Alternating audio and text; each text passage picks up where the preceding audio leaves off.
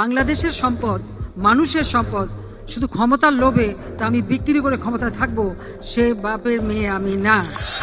আমাকে লাগবে শেখ হাসিনারে, এই শেখ হাসিনারে এই মাটিতে চাই।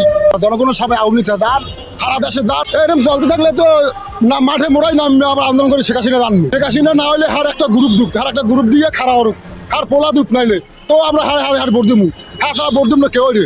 শেখ হাসিনার দিনে আমরা আছি, যে আমরা আমার খাওয়ানো লাগবে। আমরা ওই টাকা চাই না, জায়গা চাই না, দালান চাই না, আমাকে লাগবে খাওয়ান। শেখ হাসিনা আমাকে খাওয়াইছে, হাত আর কেউ খাওয়াতেন না।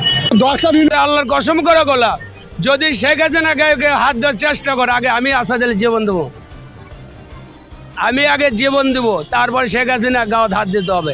শেখ হাসিনা দেশে উন্নত করছে, ও আমাদের দেশের মাও। তাহলে একবার না 3বার শেখ হাসিনাকে মারার প্ল্যান করছে। আল্লাহ যদি না মারে, জীবনে কেউ মারতে পারবো না।